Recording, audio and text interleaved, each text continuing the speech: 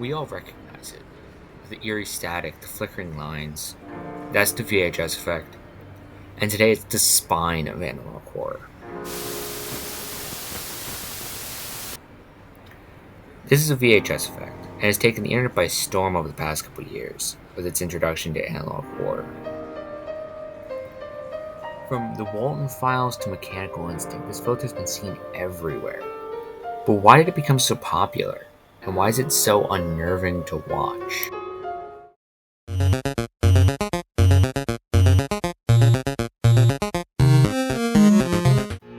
To start, let's tackle the first question. Why did it become so popular? In order to figure that out, we need to go way back to the year 1976. There were some major advancements that came out in 1976, such as the Face of Mars photo being released by NASA and the Honda Accord. But what's most important for our discussion today is the release of the VCR. With the introduction of the VCR, we got a ton of new pieces of media accessible through the VHS. With the surplus of new VHS came the iconic VHS filter. The static overlay with a line or two of distortion rolling down the screen. It was revolutionary for the time. But why has it become so popular today with horror creators? Well, for the exact reason that we just discussed. Its nostalgic nature. Combined with the easiness of recreating the effect made it a prime candidate for this kind of popularity. Now in the second half of this discussion, why is it so unnerving?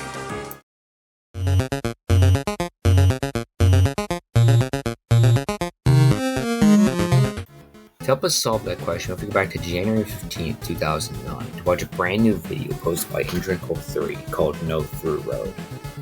Little did they know that one 9-minute video would spark an entire genre of horror across the internet. Also, before we get into it, I would highly recommend watching the video first. I have a link in the description so you'll be able to watch. However, be advised that there is some language, alcohol, and blood. So, spoilers ahead. The video starts with some alert sirens in the following text. On December 15, 2008, 4 17-year-old boys from Stevenage, Hertfordshire are reported missing by their families. On December 17th, their bodies were found at Broomhall Farm, 10 miles outside of Stevenage, in a car they'd been driving. The residence was thought to have been long abandoned, but upon investigation by police officers found signs of recent inhabitants.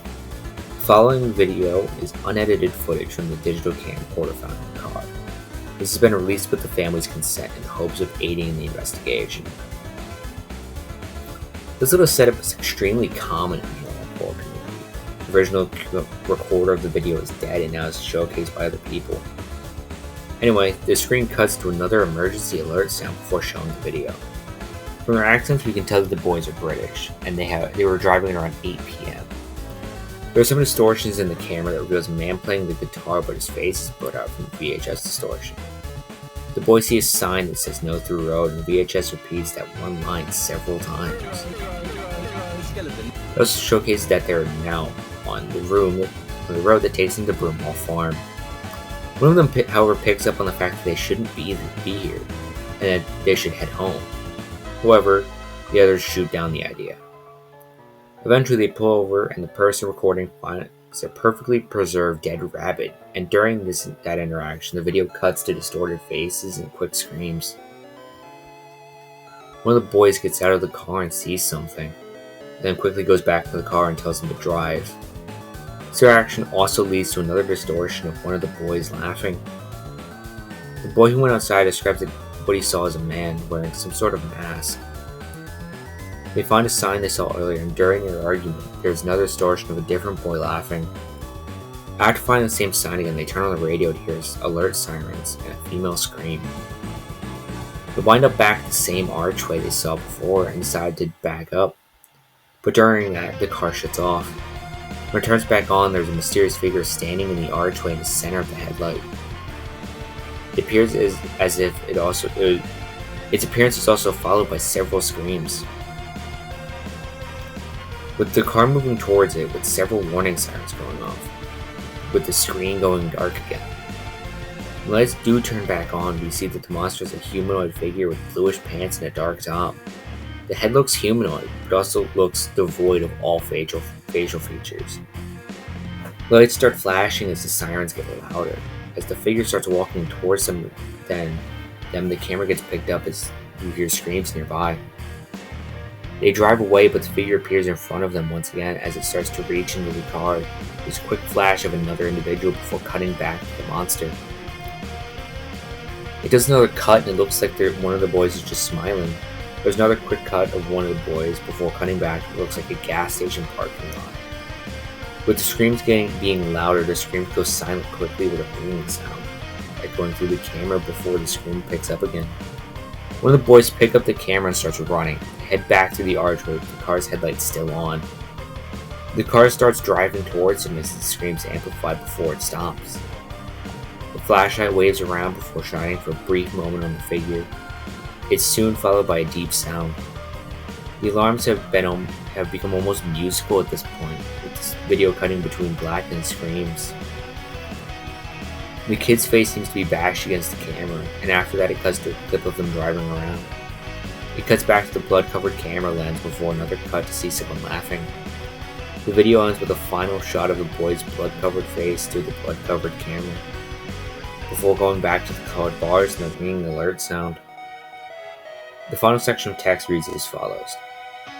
If you have any information regarding this video and the investigation, please contact us immediately at www.crimepreventionnow.contact.co.uk. Now, there are 3 sequels to this video, and if you would like me to do a lore dive, I will. Just tell me in the comments if you want, and what you would like me to try and figure out. Back to the original point, this video showcases what this type of content is, why this type of content is so unnerving. The way that the content can glitch into the story without anyone questioning the logistics of it, and the fact that the video's natural static can be used to skew figures in frame, which can trigger our fear response. The monster of the video is scary for many reasons, but one is from the static causing it to have almost a mannequin-like appearance. That triggers our fear response since it falls into the uncanny valley. It's scary because it shows a point where something is almost human, but wrong. And the point causes our brain to feel extremely uneasy, and that it should be avoided. Now this video set a high bar for what analog horror can be, and set a lot of the tropes that we commonly use in other analog horror series.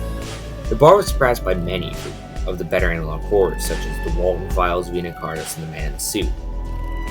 However, not every popular analog horror series surpasses that bar. Now, I want you to take everything I say here in this part with a grain of salt. These are just my opinions, but I will try to implement some facts as to why things turned out this way. First, why did the Walton Files, Vina Carnis, and Man in the Suit blow up the way they did? Well, despite being very different content-wise, they know what they're good at and what they want to focus on and stick to it. Walton Files tells a story and uses what it has at its disposal instead of implementing some random characters that have never been seen again. They only serve to move the plot forward. But Vina Carnis is introducing new characters that started all of season 1 by showcasing each monster and what they do and how they interact with society and nature. This was done extremely effectively because now that we get to see more and more video footage of the monsters, instead of learning about them, we know everything they can do, which can cause the viewer to feel more dread, since we know what's going to happen. This is where the comparisons are going to come in. The Man in the Suit and UrbanSPOOK. Both of these use images and words to convey horror, however one does it so much more effectively than the other. The Man in the Suit knows how to use the images to convey dread and horror, while UrbanSPOOK just kind of shows it to you and expects you to be scared of it.